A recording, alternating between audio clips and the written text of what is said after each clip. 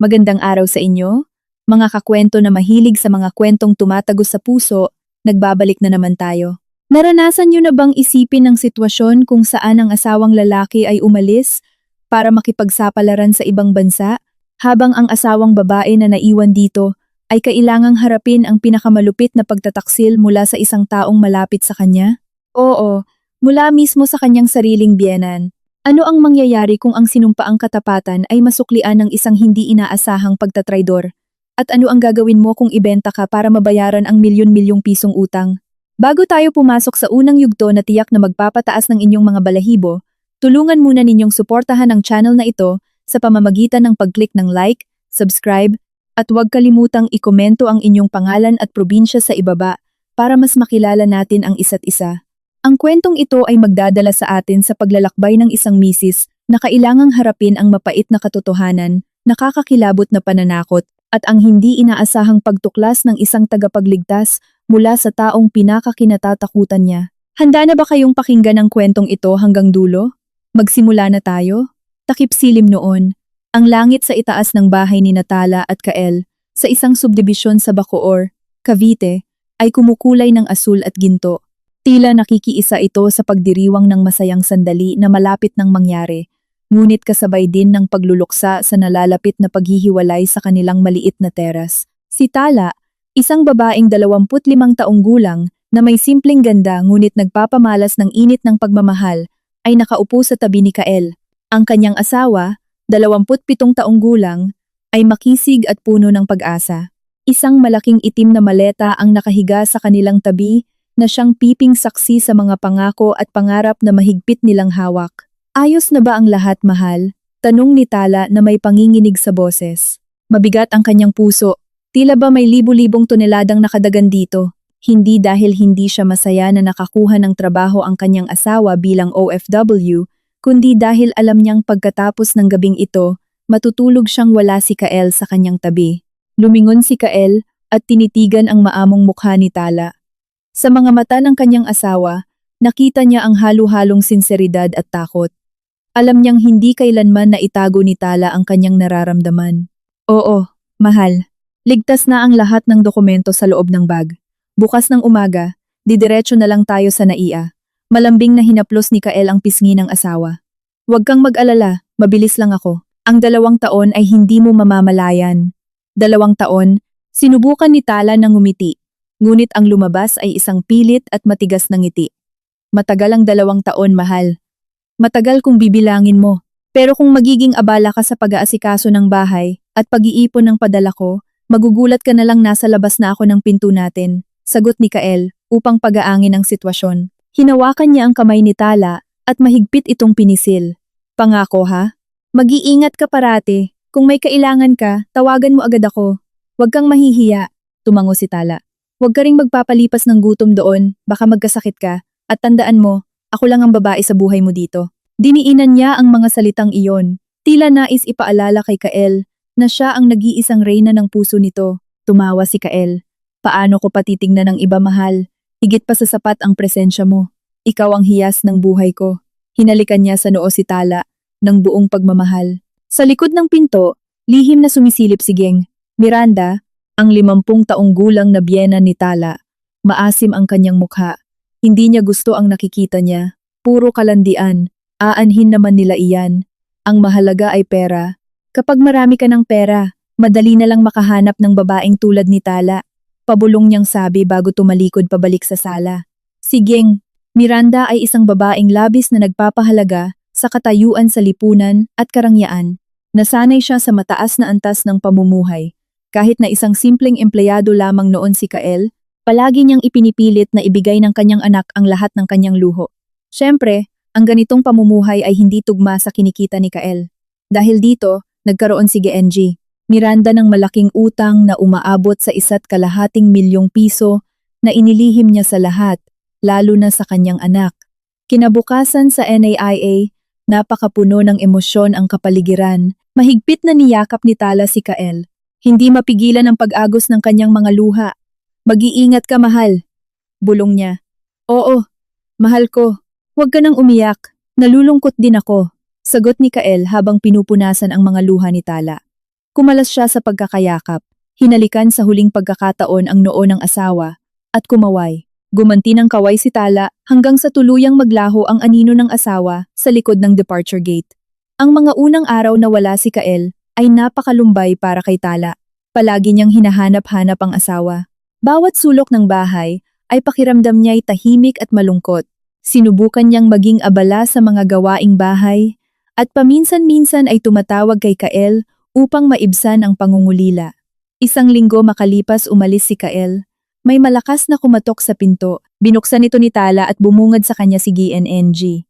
Miranda na nakatayo sa harap ng bahay. Namumutla ang biyenan. Tala, tulungan mo ako. Agad na yinakap ni Gang. Miranda ang manugang, na tila ba nakatakas lang mula sa isang malaking panganib. Nagulat si Tala. Bakit po ma? Bakit kayo natataranta? Bumitaw si GNN. Miranda sa pagyakap at hinila si Tala papasok. Naupo siya sa sofa at napabuntong hininga ng malalim. Tala, alam mo namang may mga maliliit na utang ako, di ba? Ang alam ko po ay wala na. Hindi po ba binayaran na ni Kael ang lahat ng utang ninyo noon? Nagtatakang tanong ni Tala. Iba ito anak. Mas malaking utang ito.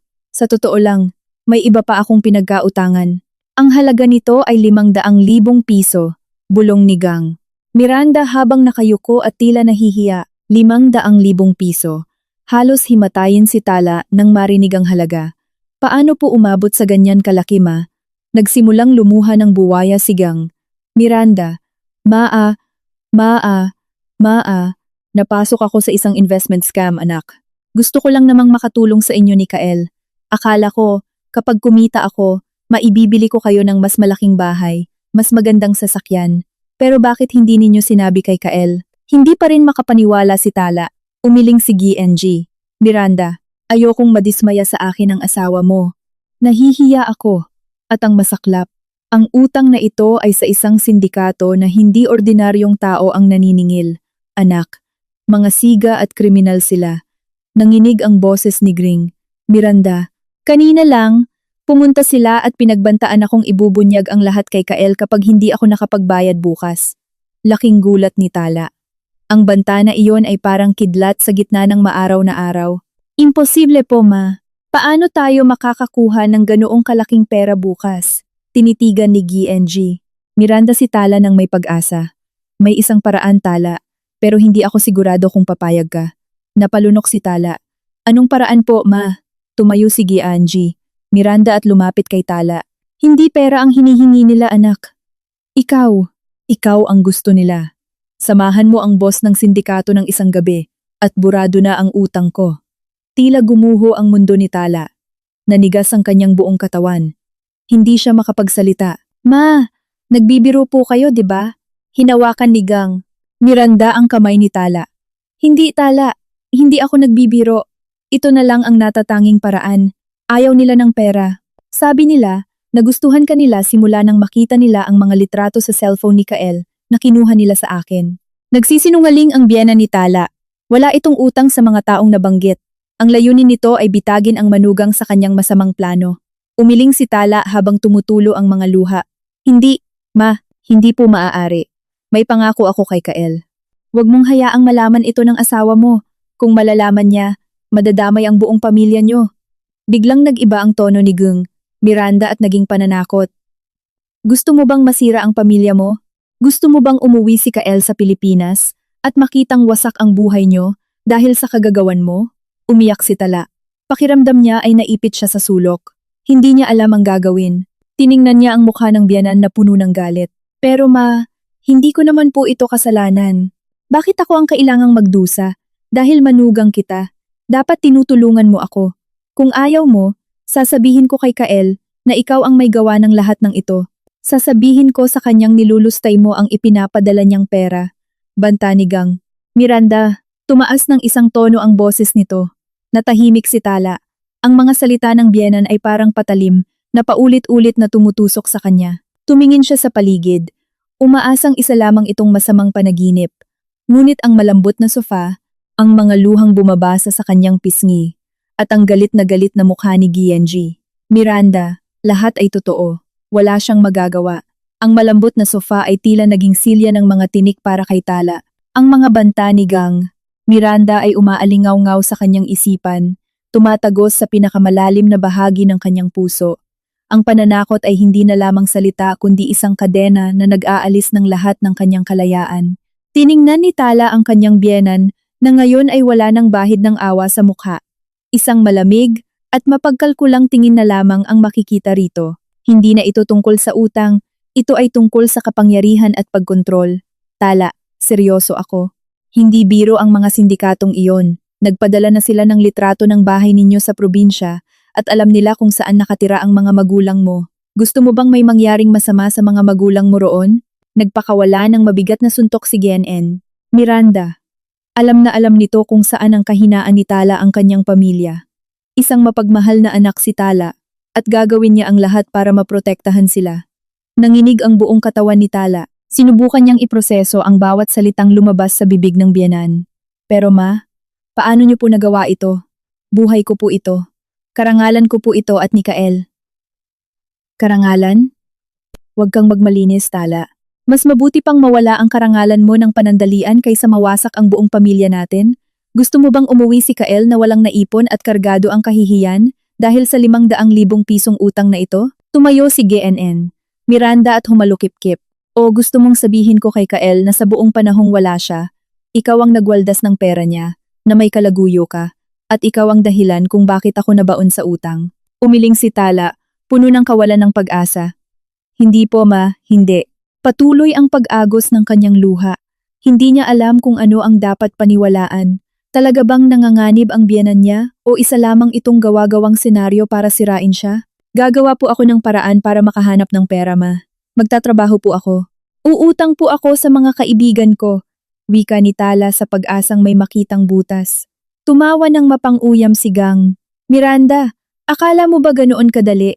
Saan ka uutang? Sa mga kaibigan mong barya lang ang kayang ipahiram? Tala, 500,000 piso ito. Akala mo ba naglalaro tayo? Dinuro niya ang mukha ng manugang. Bukas pupunta sila sa bahay na ito. Kung pupunta sila at hindi ka sasama, hindi ko magagarantiya ang kaligtasan mo at ng mga magulang mo. Napaupo sa sahig si Tala. Niyakap niya ang kanyang mga tuhod at humagulgol. Hindi niya kailanman naisip na magkakaganito ang buhay niya. Kakakaalis pa lamang ng asawa at heto siya, nahaharap sa isang imposibleng desisyon. Kapakapa niya ang kanyang bulsa para hanapin ang kanyang cellphone. Gusto niyang tawagan si Kael, sabihin ang lahat, at humingi ng tulong. Ngunit mas mabilis ang mga kamay ni Ging. Miranda. Hinablot nito ang cellphone ni Tala. Tatawagan mo si Kael? Subukan mo lang. Kung tatawagan mo siya, mas mapapaaga ang pagtatapos ng lahat ng ito. At sinisiguro ko sa'yo, hindi matatahimik ang buhay ng asawa mo roon. Babala ng biyenan, na parang kilabot na bumubulong. Nararamdaman ni Tala ang lubos na pag-iisa. Wala siyang malalapitan. Ang kanyang ina sa Lokban ay masyado ng matanda at sakitin. Hindi nito siya matutulungan. Ang kanyang mga kaibigan ay walang ganoong kalaking halaga. Pakiramdam niya'y isa siyang ibong nabali ang pakpak bago pa man makalipad. Nang gabing iyon, hindi makatulog si Tala. Pinagmasdan niya ang litrato ng kasal nila ni Kael na nakasabit sa dingding ng kwarto. Napakasaya nila noong mga panahong iyon. Ang mga pangakong binitawan nila sa harap ng altar ay tila napakasagrado. Ngayon, ang pangakong iyon ay sinusubok ng malupit na tadhana. Pakiramdam niya ay isa na siyang taksil. Kahit wala pa man siyang ginagawa, biglang tumunog ang cellphone ni Tala na hawak-hawak pa rin ni GNN. Miranda, nakita nito ang pangalang lumabas sa screen. Kael, tinitigan ng biyenan si Tala. Sagutin mo! At huwag kang gumawa ng kahit anong magdudulot ng hinala, pabulong nitong utos. Nanginginig na inabot ni Tala ang kanyang cellphone. Sinubukan niyang pakalmahin ang sarili. Hello, mahal. Pagaralgal ang kanyang boses. Hello, mahal ko. Bakit paos ang boses mo? May sakit ka ba? Nag-aalalang tanong ni Kael sa kabilang linya. Muling tumulo ang mga luha ni Tala. Hindi siya pwedeng magsinungaling, pero hindi rin niya masabing ayos lang siya, dahil ang totoo'y hindi siya ayos. Miss lang kita, Kael. Miss na miss. Naku naman, mahal. Miss na rin kita. Kahit isang araw pa lang, parang ang tagal-tagal na, malambing na sagot ni Kael. Konting tiis na lang ha. Pangako, magsisikap ako dito. Sa susunod na 2 taon, magkakaroon na tayo ng sariling bahay. Hindi na natin kailangang makitira kay mama. Ang mga salita ni Kael ay tila libu-libong karayom na tumutusok sa puso ni Tala. Nagpapakahirap ang asawa niya para sa kanilang kinabukasan. Habang siya ay nandito, mapipilitang pagtaksilan ang tiwala nito para lang bayaran ang gawa-gawang utang ng kanyang biyenan. Nakita ni Tala ang mapanuyang ngiti ni Geng. Miranda na nag-thumbs up pa bilang senyales na ipagpatuloy niya ang pagpapanggap. Oo mahal, mag-iingat ka parati dyan ha. Huwag masyadong magpapagod, bulong ni Tala, pinipigil ang pag-iyak. Oo naman mahal, mag-iingat ka rin dyan. Tandaan mo, ipinagbilin kita kay mama. Sumunod ka parati sa kanya ha. Natahimik si Tala. Ang mga salitang sumunod ka parati kay mama ay parang utos na nakamamatay. Kailangan niyang sundin ang asawa na ibig sabihin ay susundin niya si Geen. Miranda, o lalaban siya na maglalagay sa pamilya niya sa panganib. Wala siyang maisagot. Umiyak na lamang siya ng tahimik at hinayaan si Kael na isiping umiiyak siya dahil nangungulila. Bakit ka natahimik mahal? Ibababa ko na muna ang linya. Bukas tatawag ulit ako. Mag-iingat ka. Opo mahal. Binaba ni Tala ang tawag. Nalaglag ang cellphone mula sa kanyang kamay at muli siyang humagulgol. Pinulot ni Ging. Miranda ang cellphone at umupo sa tabi ni Tala. Nakita mo na, buong-buo ang tiwala sa akin ni Kael. Huwag kang gagawa ng hakbang para biguin siya. Ngayon, pakinggan mo akong mabuti. Bukas ng hapon, susunduin ka nila rito. Kailangan mo lang sumama. Huwag ka ng maraming tanong, huwag ka ng manlaban. Pagkatapos niyan, tapos na ang lahat. Tinitigan ni Tala ang biyenan nang may buong pagkasuklam. Nakita niya kung paanong ang taong dating iginagalang niya ay nagbagong anyo bilang isang halimaw. Isang halimaw na kayang isakripisyo ang karangalan ng manugang para sa utang na hindi naman totoo. Napagtanto niya ang isang bagay, hindi kailanman nabaon sa utang sigang. Miranda, ang lahat ng ito ay bahagi lang ng isang maitim na plano. Ngunit wala nang panahon si Tala para isipin ang dahilan ng biyenan. Ang tanging nasa isip niya ay kung paano maililigtas ang kanyang pamilya sa pananakot nito. Ang mukha ni Tala na kanina'y puno ng luha at pag-asa ay nag-iba. May sumibol na tapang sa kanyang mga mata. Naisip niyang hindi siya maaaring maging biktima habang buhay. Kailangan niyang lumaban. Ngunit alam rin niyang kailangan niyang lumaban ng may katalinuhan.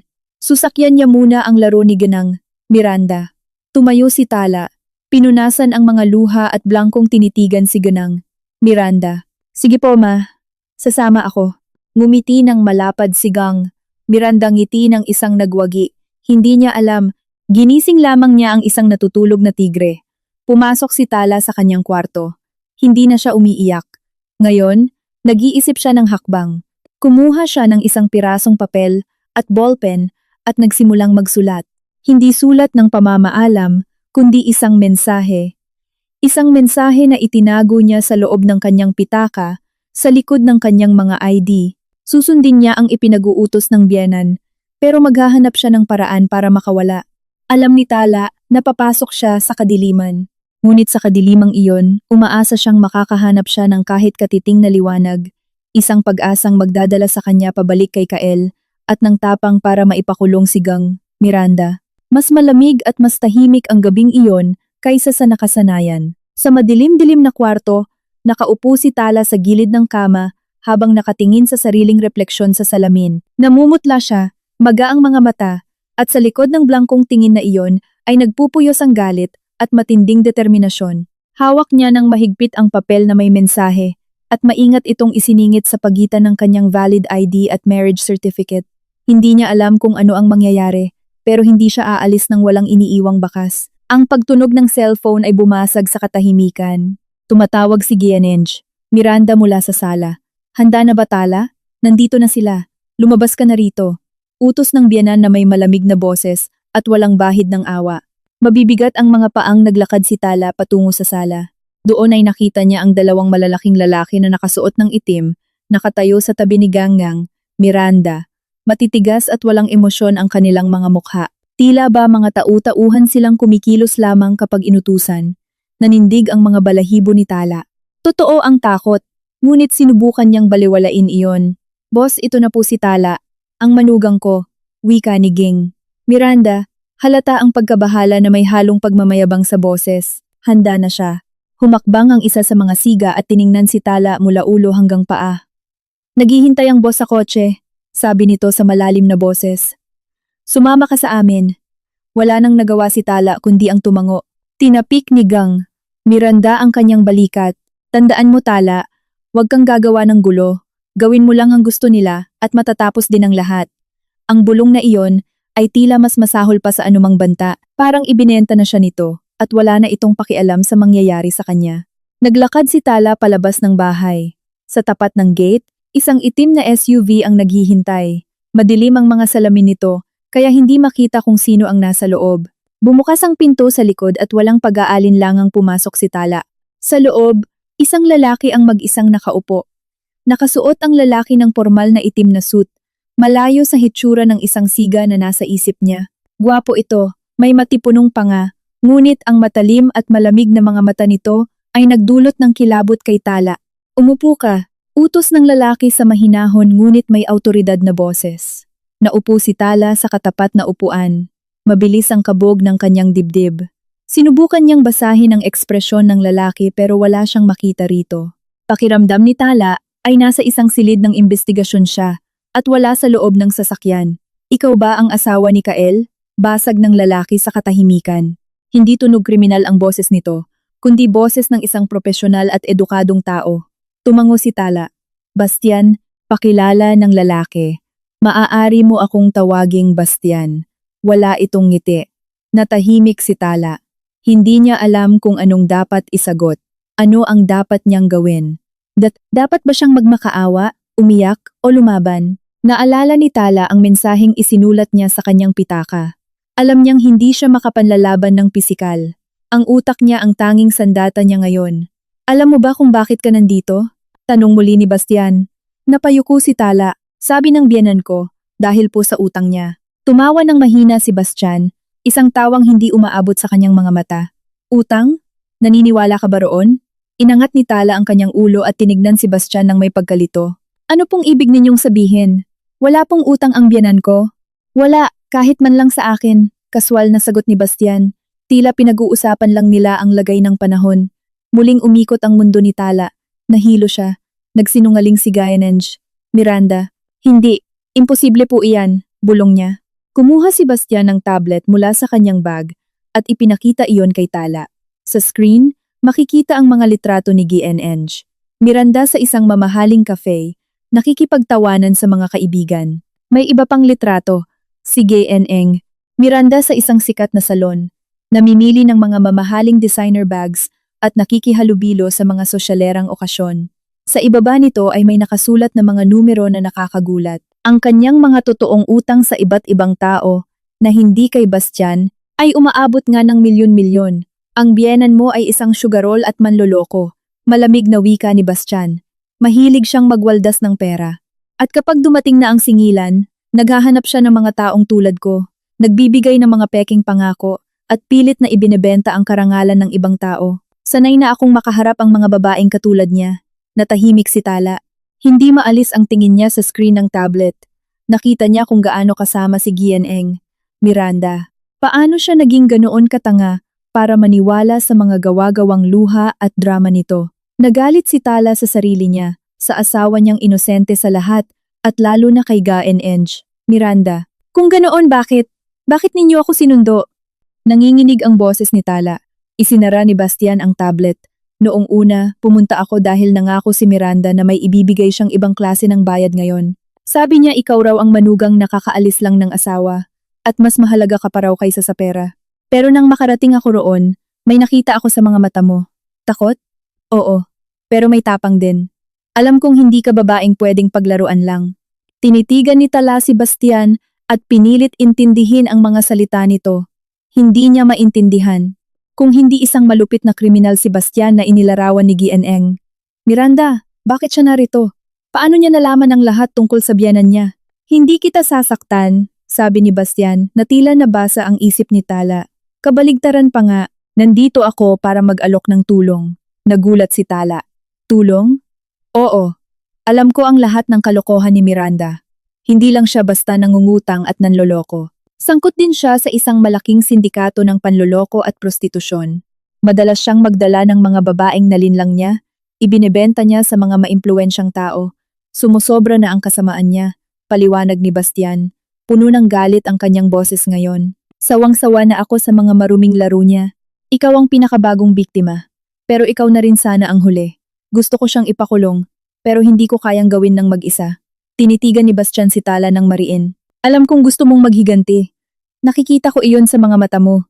Gusto mong maging ligtas ang pamilya mo. Gusto mong malaman ni Kael ang totoo. At gusto mong pagbayaran ni Miranda ang lahat ng kasalanan niya. Tutulungan kita. Ikaw at ako. Magtutulungan tayo. Hindi makapagsalita si Tala. Ang lalaking akala niya ay dudurog sa kanya, ay siya palang magiging tagapagligtas niya. Pakiramdam ni Tala ay tila pinaglalaruan siya ng tadhana. Binibigyan ng pag-asa sa panahong susuko na siya. Paano ninyo nalaman ang lahat ng ito? Tanong ni Tala. Tinalo ng pag-usisa ang kanyang takot. Sumandal si Bastian sa upuan. Nagtatrabaho ako sa isang pribadong ahensya ng investigasyon. Tinutugis namin ang mga taong sangkot sa ganitong uri ng krimen. May mga buong ebidensya kami, mga recording, litrato, at lahat ng datos.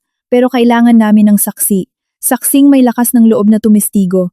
Nakita ko ang potensyal na iyon sa'yo, Tala. Nakita ko ang tapang na matagal nang nakatago aniya.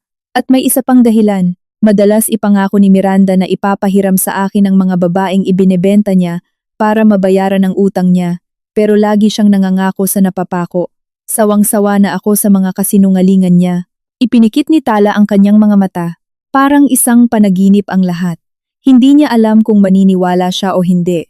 Subalit nakita niya ang sinseridad sa mga mata ni Bastian at alam niyang wala na siyang ibang pagpipilian. Kailangan niyang magtiwala. Ito na lang ang tanging paraan para makatakas. Hindi na niya kailangang isakripisyo ang kanyang dangal. Hindi na niya kailangang mabuhay sa takot. Ano po ang kailangan kong gawin? Tanong ni Tala. Nanginginig pa rin ang boses. Bakas ang isang manipis na ngiti sa labi ni Bastian. Unang beses itong nakita ni Tala at ramdam niyang totoo iyon. Sa ngayon, kailangan mo lang bumalik sa bahay. Umarte ka na parang walang nangyari. Hayaan mong isipin ni Miranda na nagtagumpay ang plano niya. Bukas, kokontakin kita ulit. Kailangan mong maghandang bigyan ako ng impormasyon at maghandang maipakulong ang biyenan mo. Tumango si Tala. Namuo ang luha sa kanyang mga mata. Hindi na dahil sa takot kundi dahil sa matinding kaginhawaan. Pakiramdam niya ay iniligtas siya mula sa isang napakalalim na bangin. Huminto ang sasakyan sa tapat ng bahay ni Tala. Bumukas ang pinto. Lumingon si Tala kay Bastian. Salamat po, bulong niya. Tumango si Bastian. Tandaan mo, hindi ka na nag-iisa. Tatapusin natin itong dalawa. Bumaba si Tala sa sasakyan. Naglakad siya patungo sa pinto ng bahay at nang lumingon siya, nakaalis na ang sasakyan ni Bastian at nilamon na ng dilim ng gabi. Mahigpit na hinawakan ni Tala ang kanyang pitaka kung saan nakatago ang kanyang isinulat na mensahe, ngunit alam niyang hindi na niya iyon kakailanganin. Ang bagong yugto ng kanyang buhay ay magsisimula na. Mas magaan ang loob ni Tala nang pumasok sa bahay. Kahit na nababalot pa rin ng takot at kalituhan, dahan-dahan siyang naglakad papasok sa bahay na tila ba naging banyaga sa kanya. Hindi na siya isang biktima, kundi isang mandirigma. Sa sala, naghihintay na si Gong. Miranda nang may malapad at nagmamayabang ng ngiti. Alam ni Tala na kailangan niyang galingan ng pag-arte. Kamusta, Tala? Naging maayos ba ang lahat? Tanong ni GNNG. Miranda na may halong pagiging mabait sa boses, na tila ba siya ang pinakamabait na biyenan sa buong mundo. Yumuko si Tala, itinatago ang kanyang galit. Maayos po, ma. Mabait po yung boss. Sabi niya burado na raw ang utang ninyo. Mabuti. Tumayo si GNNG. Miranda at mahigpit na niyakap si Tala. Alam ko namang ikaw ang pinakamagaling kong manugang. Iniligtas mo ang pamilya natin. Ngayon, makakapamuhay na tayo ng tahimik at hindi na tayo hahabulin ng mga sindikato. Pinilit ngumiti ni Tala. Nakakaramdam siya ng pandidiri sa kaplastikan ng biyenan. Opo, ma. Gusto ko na pong magpahinga. Pagod na po ako. Sige anak, magpahinga ka na. Deserve mo yan. Sagot ni Ging. Miranda bago bumalik sa sariling kwarto. Iniwang mag-isa si Tala sa sala. Nang sumara ang pinto ng kwarto ni GNNG, Miranda, agad kinuha ni Tala ang kanyang cellphone na itinago niya sa loob ng bag. Hinanap niya ang numero ni Bastian at nanginginig ang mga daliring nag-type ng mensahe. Tala ito. Nandito na ako sa bahay. Naniwala si GNNG. Miranda sa lahat. Ano ang susunod nating plano? Wala pang 5 minuto. Sumagot si Bastian. Magaling. Kokontakin kita bukas ng umaga. Siguraduhin mong hindi siya maghihinala. Sumagot si Tala ng isang salita. Opo, hindi niya alam kung ano ang mangyayari kinabukasan. Pero nararamdaman niyang may pag-asa na. Hindi na siya nag-iisa. Kinabukasan, gumising si Tala na may bagong sigla. Naglinis siya ng bahay, nagluto ng almusal, at sinubukang kumilos ng kasing normal hanggat maaari.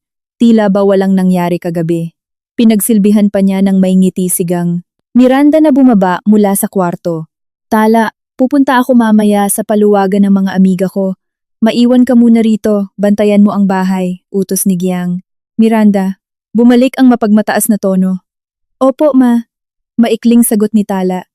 Alam niyang ito na ang ginintuang pagkakataon. Kailangan niyang maghanap ng ebidensya. Nang makaalis si Ginging, Miranda, agad hinanap ni Tala ang cellphone nito, pero wala iyon. Kailanman ay hindi pa niya nahawakan ang telepono ng biyenan. Kailangan niyang mag-ingat para walang maiwang bakas. Ngunit alam rin niya na hindi kailanman pinapatay ni Gang. Miranda ang kanyang cellphone. Naghanap si Tala sa bawat sulok ng silid sa ilalim ng unan, sa loob ng bag, sa ilalim ng mga nakatumpok na magazine, pero wala siyang nakita. Nawalan ng pag-asa si Tala at muntik ng sumuko.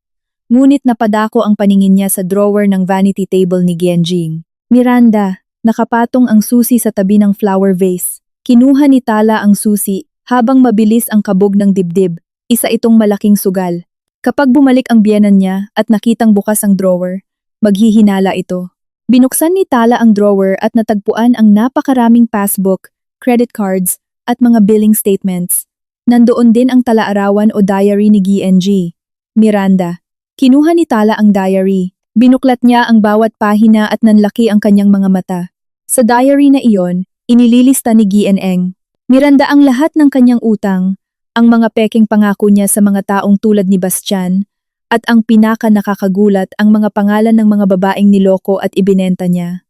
May higit sa 10 pangalan, at sa tabi ng bawat isa ay may detalye ng utang na kanyang binayaran, kapalit ang katawan ng mga babaeng ito. Hindi mapigilan ni Tala ang kanyang galit. Kinuha niya ang kanyang cellphone at kinuhanan ng litrato ang bawat pahina ng diary. Ito na ang pinakamatibay na ebidensya. Tumunog ang telepono niya. Isang mensahe mula sa hindi pamilyar na numero. Sebastian ito. Nasa labas ako ng bahay niyo. Pwede ka bang lumabas saglit? Natarantang isinara ni Tala ang drawer at inlock itong muli. Ibinulsa niya ang telepono at nagmamadaling lumabas. Sa labas, nakaparada ang isang itim na sedan, kagaya ng sinakyan niya kagabi. Sa loob, nakaupo sa likuran si Bastian. Seryoso ang mukha nito. Kailangan ko ng mga datos, Tala. Lahat ng impormasyon na mayroon ka tungkol kay Miranda. Kailangan nating magplano, sabi ni Bastian. Inilabas ni Tala ang kanyang cellphone. Alam ko pong alam niyo na ang tungkol sa mga pekeng utang niya, pero nahanap ko ito. Diary po ito ni GNG. Miranda. Nakasulat dito ang lahat ng pangalan ng mga babaeng ibinenta niya at ang lahat ng utang na binayaran niya gamit sila. Nakasulat din dito ang mga pangalan ng mga boss ng sindikato na sangkot. Kinuha ni Bastian ang telepono ni Tala. Tiningnan niya ang mga litratong kuha ni Tala at ang kaninang malamig na mukha ay napalitan ng pagkagulat. Pambihira, Tala.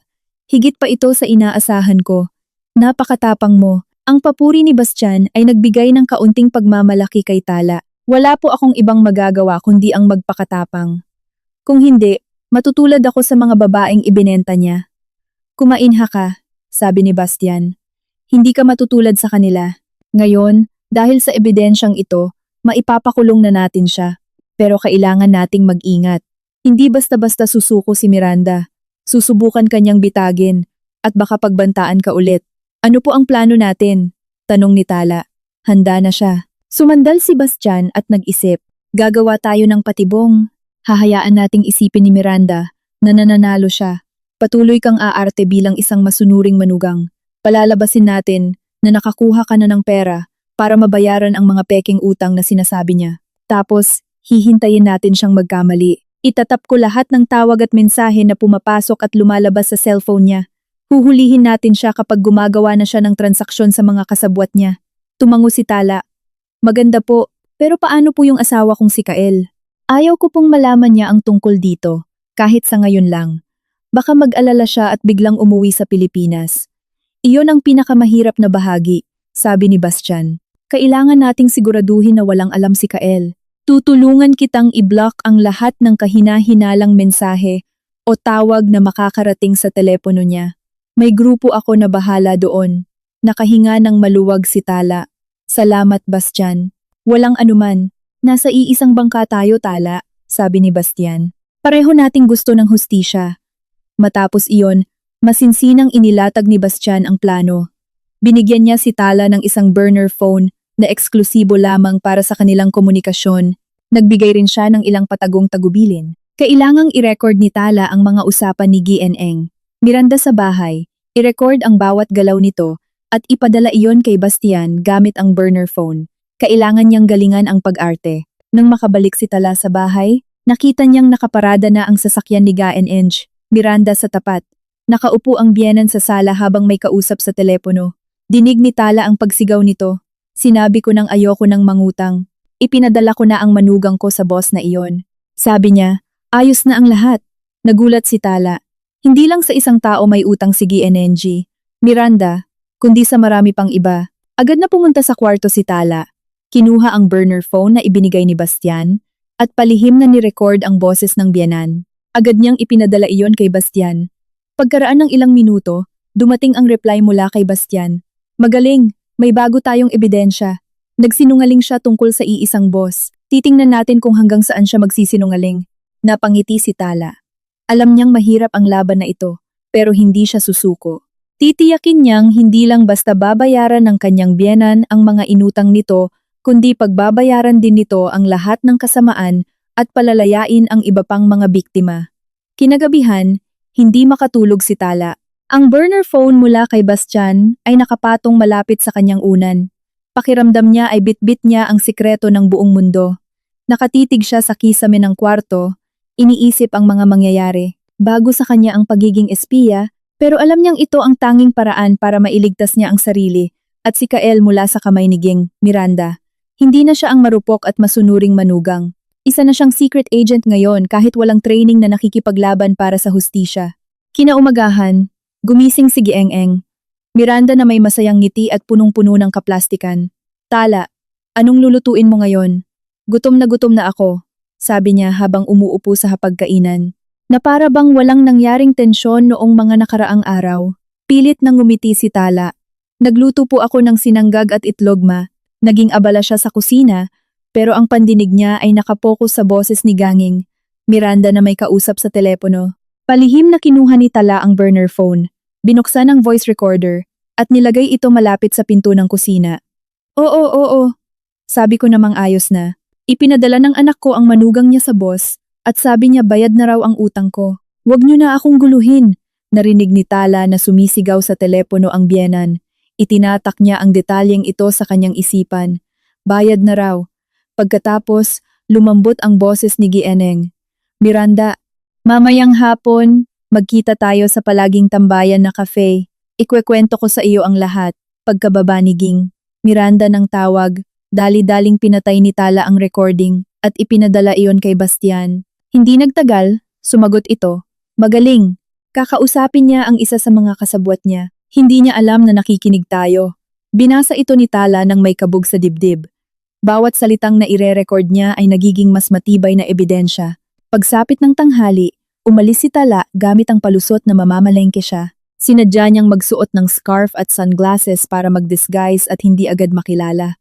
Dumiretso siya sa cafe na nabanggit ni Gieneng, Miranda. Pagdating doon, nakita niya ang sasakyan ni Bastian na nakaparada sa kabilang kalsada. Pumasok si Tala at umupo sa pinakasulok na lamesa. Umorder siya ng inumin at maya-maya, umupo si Bastian sa tapat niya. Matapang ka, sabi ni Bastian na hindi man lang ngumiti. Alam mong ito ang madalas pagtagpuan ng biyenan mo? Alam ko. Kaya nga ako pumunta rito. Matigas na sagot ni Tala. Kailangan kong malaman kung sino ang kakatagpuin niya. Tumango si Bastian. Iyan ang gusto ko sayo. Hindi ka lang naghihintay ng utos, kumikilos ka rin. Nilabas niya ang kanyang tablet at ipinakita ang ilang litrato. Tinuntun ko na ang numerong tinawagan niya kanina. Siya si Tita Chona. Kasamahan niya sa sosyal na paluwagan at operator ng online casino. Siya ang nagsisilbing middleman ni Miranda para ibugaw ang mga babae sa mga negosyante at politiko. Nanlaki ang mga mata ni Tala. Ibig sabihin, sangkot din si Tita Chona? Oo, Magkasabwat sila, pero hindi buo ang tiwala nila sa isa't isa, paliwanag ni Bastian. Nagtutulungan lang sila dahil pareho silang nakikinabang. Kailangan nating mag-ingat, pareho silang tuso. Paano natin sila mabibisto? Tanong ni Tala. Pagod na akong magpanggap sa harap ni Gen Eng. Miranda, pasensya na, kailangan nating maghintay ng tamang tiempo. Nilagyan ko ng tracker ang sasakyan ni Miranda. Ang teleponong ibinigay ko sa'yo ay may wiretap din. Sa tuwing tatawag si Miranda, maririnig ko iyon, sagot ni Bastian. Ang trabaho mo ngayon ay mag-act ng normal. Hayaan mong isipin niyang siya ang may kontrol. Kapag nagkita na sila ni Tita Chona, kailangan mong mai-record ang usapan nila. Ito ang magiging pinakamatibay nating ebidensya. Natahimik si Tala. Lubhang mapanganib ang pagre-record. Bastian, paano kung mahuli ako? Tala, hindi kita pipilitin. Pero kung wala ang recording na iyon, mahihirapan tayong ipakulong sila. Puro circumstantial evidence lang ang meron tayo. Kailangan natin ng matibay na pruweba na hindi nila matatakasan, sabi ni Bastian ng kalmado pero determinado. Isipin mo iyon. Isipin mo ang sarili mo. Isipin mo si Kael. Isipin mo ang ibang babaeng niloko ni Miranda. Hindi lang ito tungkol sa'yo, Tala. Tumingin si Tala kay Bastian, pagkatapos ay sasalamin sa pader ng kafe. Nakita niya ang refleksyon ng isang inosenteng babae noon, na ngayoy humaharap sa panganib para sa katotohanan. Huminga siya ng malalim. Sige, gagawin ko, matatag na sagot ni Tala. Ire-record ko. Nang hapon ding iyon, bumalik si Tala sa bahay. Nag-aayos na si Gen. Miranda para umalis, nakasuot ng mamahaling bestida at kumikinang na alahas. Aalis muna ako ha, dito ka lang. Huwag mong kalimutang ipagluto ako ng hapunan. Opo ma, maikling sagot ni Tala. Pagkaalis ni Gen. Miranda, agad tiningnan ni Tala ang burner phone niya. May mensahe si Bastian. Maghanda ka, papunta na sila sa cafe. Isesend ko sa'yo ang lokasyon. Nang mabasa ang lokasyon na sa Makati pa, mabilis na nagpalit ng damit si Tala at lumabas. Sumakay siya ng ride-hailing app at dumiretso doon. Naisip niyang sinadya ni Gen. Miranda na lumayo para hindi siya maghinala. Pagdating sa cafe, nakita niya ang sasakyan ni Gang. Miranda, nakita niya rin ang biyenan sa isang sulok, nakikipagtawanan kay Tita Chona, isang babaeng kasing edad nito na nakasuot din ng magarbong damit. Humanap si Tala ng magandang pwesto sa kabilang banda, nakatago sa likod ng malaking paso ng halaman. Binuksan niya ang recorder, tinago iyon sa loob ng bag na pinatong niya sa silyang katabi niya. Kinuha niya ang personal niyang cellphone at nagkunwaring busy. Kaya paano, Miranda? Hindi ba talaga nagalit yung boss? Tanong ni Tita Chona. Nagalit? Ha ha ha, natuwa pa nga eh. Mas mahalaga pa raw ang manugang ko kaysa pera. Gusto niya raw yung mga katulad ni Tala. Inosente. Tanga. Kaya madaling utuin. Sagot ni Gang. Miranda na sinundan ng halakhak na sobrang sama. Ngayong bayad na ako sa kanya, pwede na tayong maghanap ng bagong mabibiktima. Narinig ng lahat ni Tala. Ang lakas ng tibok ng puso niya. Pakiramdam niya masusuka siya. Hindi lang siya at si Kael ang niloloko ni Gang. Miranda, pati si Bastian. Pero mag-ingat ka Miranda. Hindi ordinaryong tao yung boss na yan. Balita ko may grupo yan na marunong mag-track ng tao. Baka malaman niyang niloko natin siya, babala ni Tita Chona. Haha, Chona, naniwala na yon sa matamis kong dila. Hindi siya maghihinala dahil busy siya sa mga negosyo niya.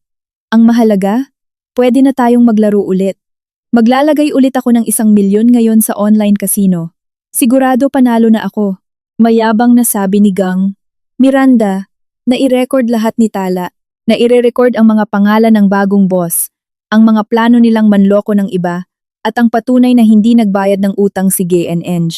Miranda kay Bastian, nandiri si Tala, kailangan na niyang tapusin ang lahat ng ito. Hindi niya hahayaang magpatuloy sa panloloko at paninira ng buhay ang biyenan niya. Biglang nagtama ang paningin ni Tala at Ging. Miranda, para bang huminto ang pagtibok ng puso ni Tala. Nanliit ang mga mata ng biyenan niya. Tala, anong ginagawa mo rito? Mataray nitong tanong. Mabilis na kinuha ni Tala ang bag niya, inihinto ang recorder, at naglakad palapit. Ay ma, napadaan lang po ako, namili po ako ng mga rekado. Pauwi na rin po ako. Nakita ko lang po ang sasakyan niyo kaya dumaan muna ako. Nanginginig ang boses niya. Ngumiti si Gang. Miranda pero matalim at puno ng hinala ang mga mata nito. Ah, ganoon ba? O sige, umuwi ka na. May mahalagang usapan kami. Huwag ka nang manggulo rito. Tumango si Tala at naglakad palabas. Paglabas niya, nagmamadali siyang sumakay sa sasakyan ni Bastian na naghihintay na pala sa labas. Ipinakita niya agad ang telepono. Nagawa ko, Bastian. Nai-record ko lahat pero muntikan na niya akong mahuli. Kinuha ni Bastian ang telepono niya. Magaling, Tala. Napakahusay mo. Eto na ang pruwebang kailangan natin. Ngayon, mangangalap na lang tayo ng pandagdag na ebidensya. Huhulihin natin siya mismong gumagawa ng transaksyon sa mga boss at isasama natin sa kulungan si Tita Chona. Nakahinga ng maluwag si Tala. Hindi na sayang ang paghihirap niya. Naisip niyang handa na siyang lumaban. Magsisimula na ang ikalawang bahagi ng kanilang plano. Kinaumagahan, sumisikat ng maliwanag ang araw, pero para kay Tala, malamig at nakakatakot ang kapaligiran sa loob ng bahay. Handa na ang planong binuo nila ni Bastian. Kailangan niyang gampanan ang pinakamahirap na role sa buong buhay niya, ang pagpapanggap para maikulong sa rehas si Genging. Miranda. Tahimik na kumakain si Tala, habang palihim na tinitingnan si Genging. Miranda, naabala sa pagyayabang at pakikipagtawanan sa telepono kasama ng kanyang mga amiga sa paluwagan, ipinagmamalaking bayad na ang utang niya dahil sa asset na hawak niya. Mamamalengke lang ako, Tala. Siguraduhin mong malinis ang bahay. Utos ni Geng. Miranda sa aroganteng tono bago lumabas nang hindi na hinihintay ang sagot niya. Alam ni Tala na ito na ang pagkakataon niya. Nang sumara ang pinto, agad niyang binuksan ang voice recorder ng kanyang cellphone at itinago ito malapit sa kwarto ni Ganing. Miranda. Ang burner phone mula kay Bastian ay nakatago sa bulsa niya. Sinimulan niya ang kanyang pag-arte. Tinawagan niya ang kanyang ina sa probinsya at nagpanggap na nagpapanik. Ma, anong nangyari? Si Papa. May sakit? Anong sakit niya? Diyos ko, bakit hindi niyo agad sinabi sa akin? Nagsimula siyang umiyak ng todo. Iniisip ang kanyang amang nasa lukban na may sakit daw. Alam niyang kailangan niya itong gawin para kumbinsihin si Gang. Miranda. Tala, bakit ka umiiyak? Pumasok muli si GNN. Miranda, na hindi pa pala tuluyang umaalis. Ang kaninang aroganteng mukha nito ay napalitan ng pagkabigla. Lumapit siya. Kinuha ang telepono ni Tala at ibinaba ang tawag. Anong nangyari? Sinong may sakit? Hagulgol ni Tala. Ang papa ko po, ma. Malubha ang sakit. Nasa ospital. Kailangan ng agarang operasyon. Sabi ni Mama, sobrang laki raw po ng gagastusin. Aabot ng 500,000 piso. Tiningnan ni Tala ang biyenan nang may pakiusap. Natahimik si Gang, Miranda. Namutla ito. Malaking halaga ang 500,000 piso at ubos na ang pera niya dahil ibinayad niya ito sa online casino. Tumingin siya kay Tala at kuminang ang mga mata niya hindi dahil sa simpatiya, kundi dahil sa kasakiman. Nakakita siya ng panibagong oportunidad para pagkakitaan si Tala. Kumalma ka, Tala. Huwag kang magpanik, tutulungan kita pero magpasensya ka muna. Gagawa ako ng paraan. Kinuha ni GNNG.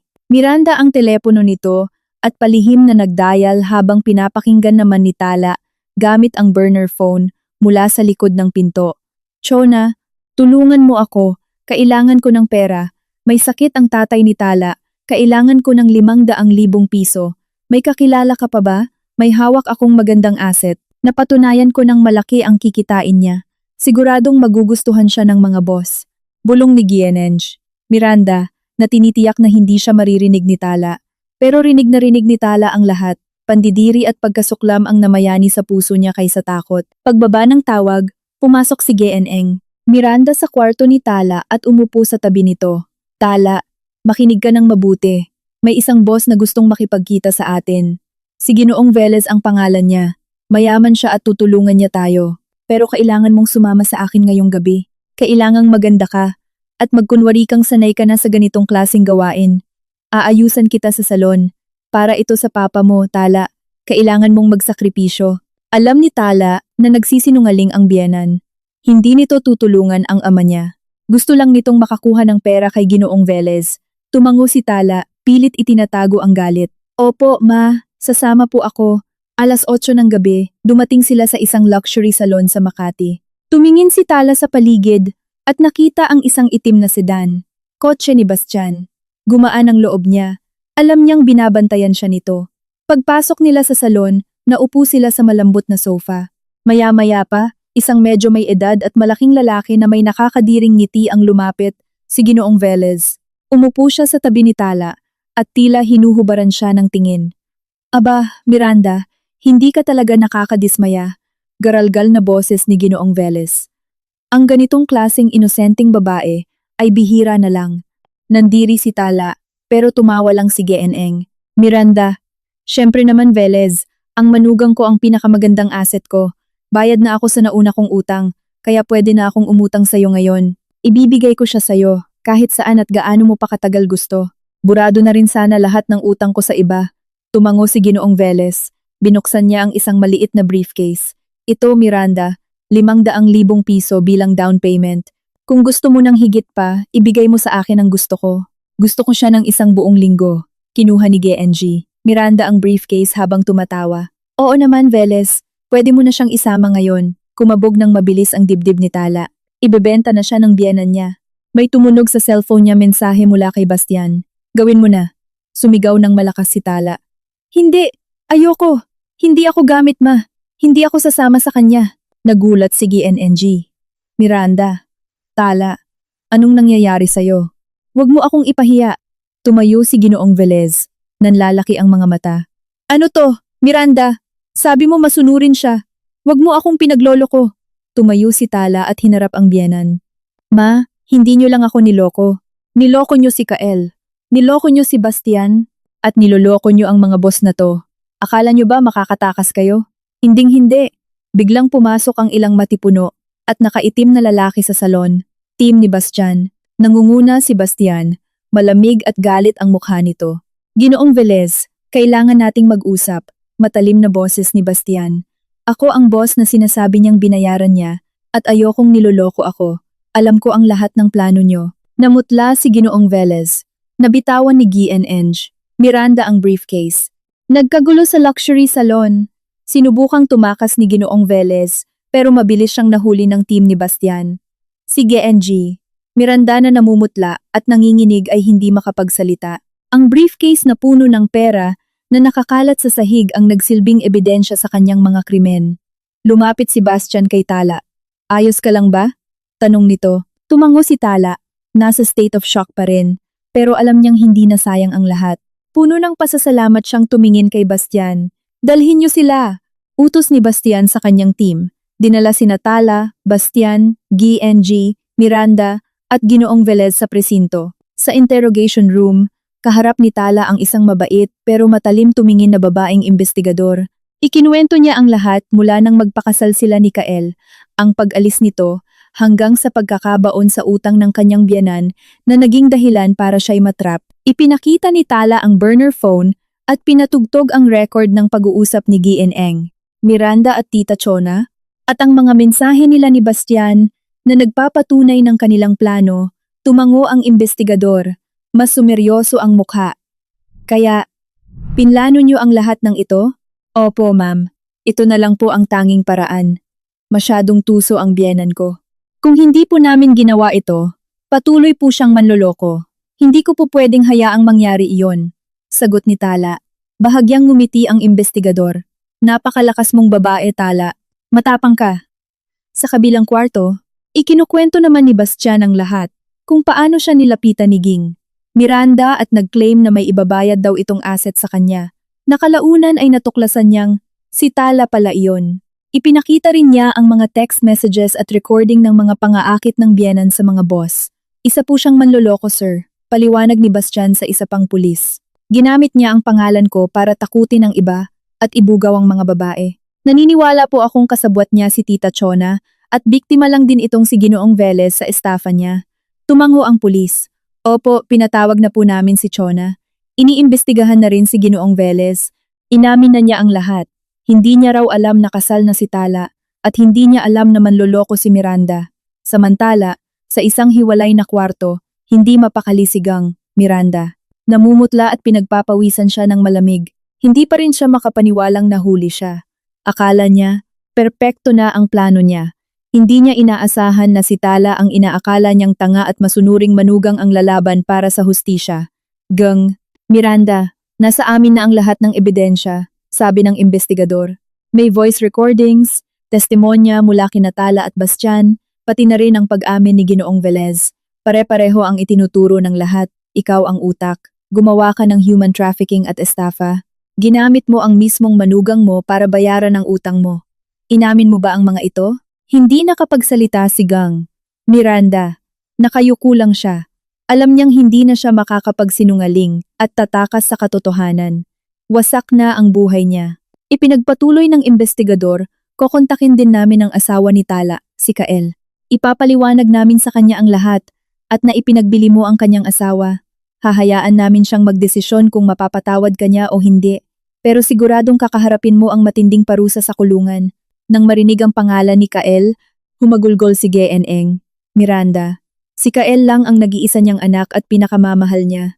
Alam niyang kamumuhian siya nito habang buhay. Wala na siyang pakialam sa mga utang dahil nawala na ang pinakamahalaga sa kanya. Patawad. Patawad! Bulong niya. Hindi ko sinasadya. Wala lang talaga akong ibang choice. Umiling ang investigador. Palaging may pagpipilian ang tao. Gang. Miranda, pinili mo ang maling daan. Ngayon, kailangan mong harapin ang parusa. Patuloy sa paghagulgol si GNG. Miranda, batid na baka hindi na niya muling makita pa si Kael at sa bilangguan na siya tatanda, nawala na sa kanya ang lahat. Paglabas sa presinto, magkasabay na naglakad sina Tala at Bastian. Tumingin si Tala sa kanya. Bastian, hindi ko alam kung paano ako makakapagpasalamat. Sobra ang naitulong mo sa akin. Ngumiti si Bastian. Tala, hindi mo kailangang magpasalamat. Ikaw ang pinakamatapang at pinakamalakas na babaeng nakilala ko. Ikaw ang bida sa kwentong ito. Tinulungan lang kita. Ikaw ang lumaban para sa sarili mo. Alam ni Tala na hinding-hindi niya malilimutan si Bastian. Siya ang taong nagligtas sa kanya at nagbigay sa kanya ng tapang. Uuwi po ako sa probinsya namin ngayon, sabi ni Tala. Pupuntahan ko si Papa para sabihing ayos lang ako. Sasamahan kita. Presinta ni Bastian. Gusto kong makasigurong ligtas kang makakarating doon. Na-touch si Tala. Hindi niya inakalang ang taong tinawag na boss ng sindikato ang magiging taong pinagkakatiwalaan niya ngayon. Hindi na siya nag-iisa. Mahaba ang kalsada sa SLEX na bumabaybay patungo sa probinsya. Inilalayo si Tala mula sa lahat ng kaguluhang nangyari. Sa loob ng kotse ni Bastian, mabigat ang katahimikan pero hindi naiilang. Nakatingin si Tala sa bintana, sa mga berdeng puno at palayan. Ang tanawing dapat sana'y nagpapakalma sa kanya ay tila lalong nakakapagpabagabag sa kanyang puso. Iniisip niya ang lahat ng nangyari, ang pagtataksil ng biyenan niya, ang mga utang hanggang sa umabot sa pulisya. Para itong isang bangungot na unti-unting naglalaho, nagiiwan ng sugat. Napansin ni Bastian ang pagkabalisa niya, kaya itinigil nito ang sasakyan sa isang stopover. Pinatay niya ang makina at hinayaan muna silang mabalot ng katahimikan. Tala, hindi mo kailangang pasanin ang lahat ng ito ng mag-isa. Pwede kang magkwento, makikinig ako. Tumingin si Tala kay Bastian, nangingilid ang luha sa kanyang mga mata. Sa buong buhay niya, sarili lang niya ang nasasandalan niya. Ngayon, may taong nag-aalok ng balikat. Humugot siya ng malalim na hininga. Hindi ko alam kung saan ako magsisimula. Kahit saan mo gusto. Marami akong oras, malambing na sagot ni Bastian. Sinimulan ni Tala ang kwento niya mula pagkabata sa Lukban, Quezon, kung paano niya minahal ang kanyang simpleng ama at masiyahing ina. Ikinuwento niya ang pangarap niyang maging guro, ngunit kinailangang isang tabi para magpakasal kay Kael. Ikinuwento niya ang lalim ng pagmamahal niya sa asawa, at kung gaano kasakit para sa kanya na ituring siyang parang isang bagay na ibinebenta ng sarili niyang biyenan. Inilabas niya lahat ng takot, lungkot, at galit niya. Matiyagang nakinig si Bastian. Nakikita ni Tala sa mata ni Bastian ang empatiya, hindi awa o pandidiri, kundi pag-unawa. Naramdaman ni Bastian ang hindi pa niya naramdaman kailanman.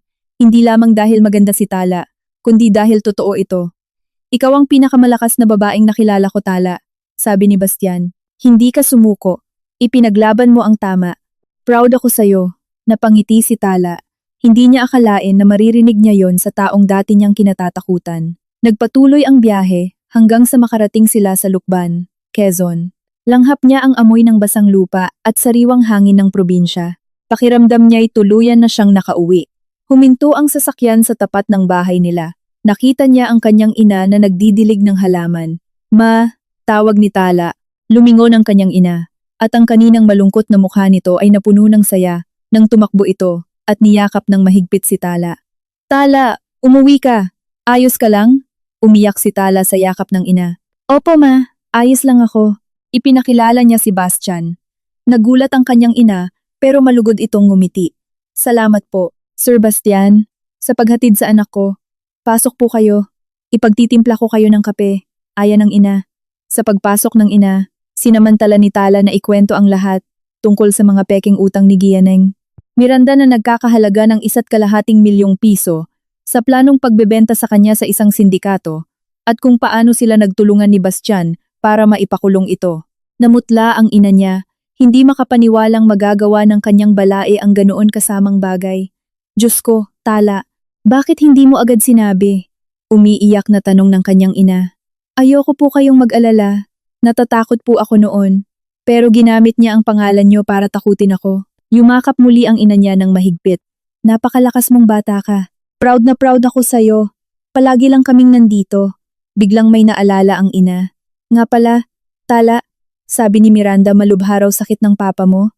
Tinawagan ko ang papa mo na nagtatrabaho sa bayan. Sabi niya, ayos lang siya at walang sakit.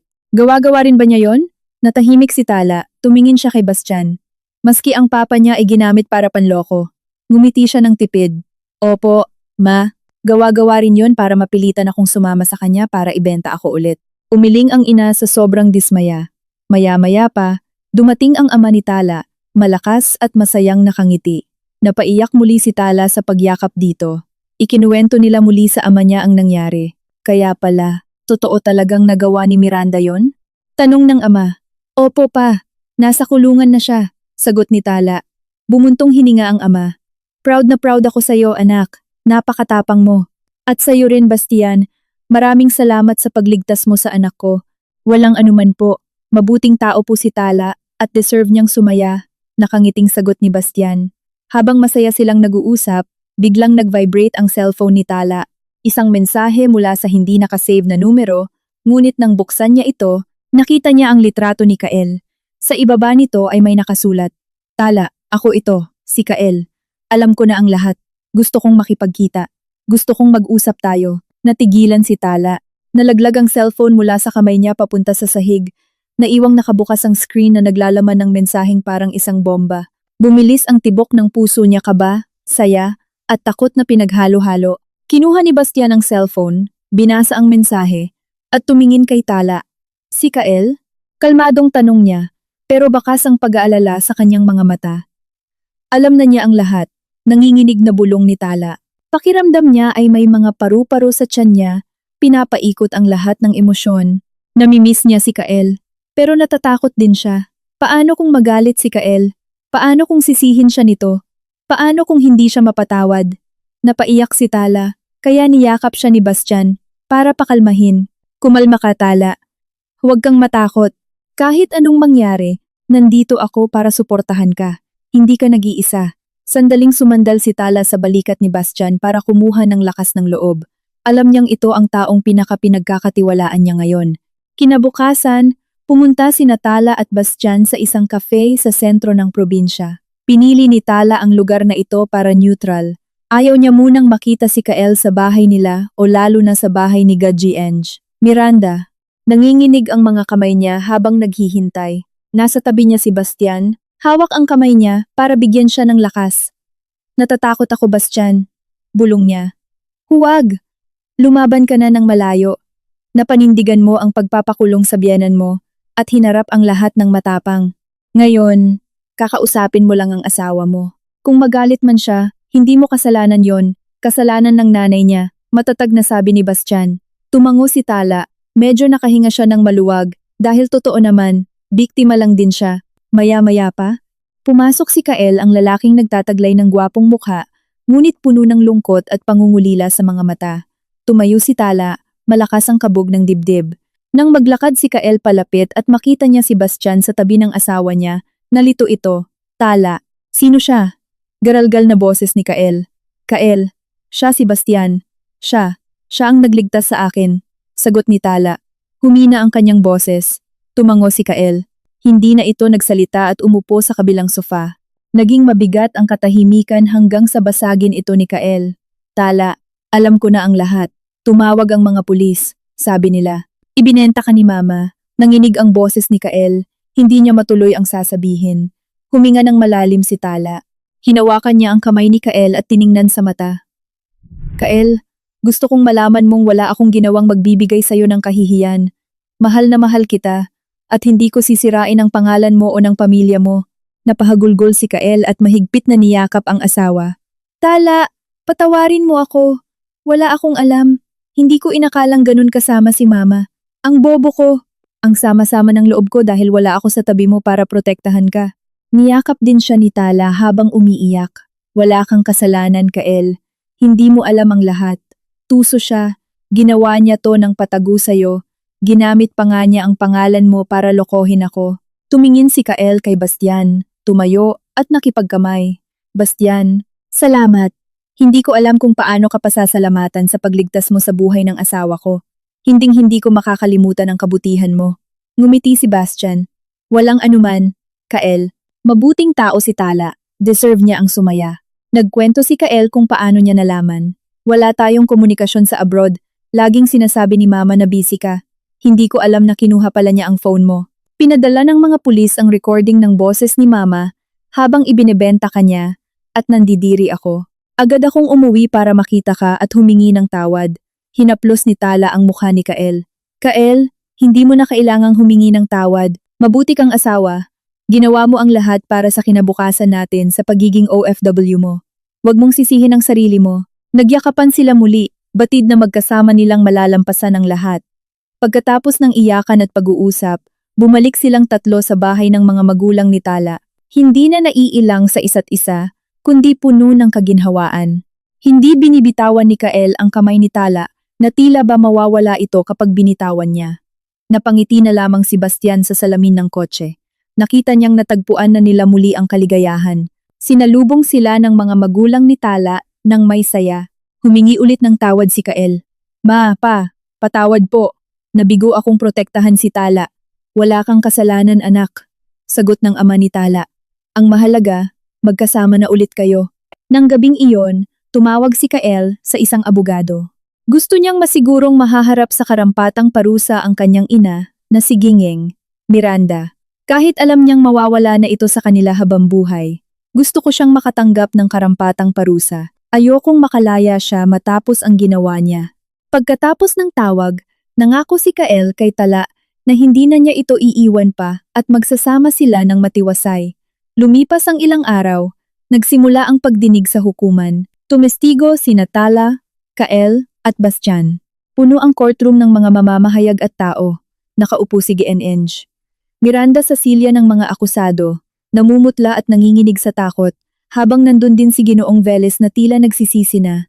Ipinresenta ng abogado ang lahat ng ebidensya, ang recording nila Tita Chona at ang resibo ng perang ibinayad sa kanya. Your Honor, hindi totoo to.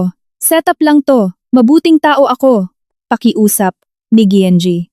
Miranda, ngunit wala nang naniniwala sa kanya. Tumestigo si Tala ng may tapang.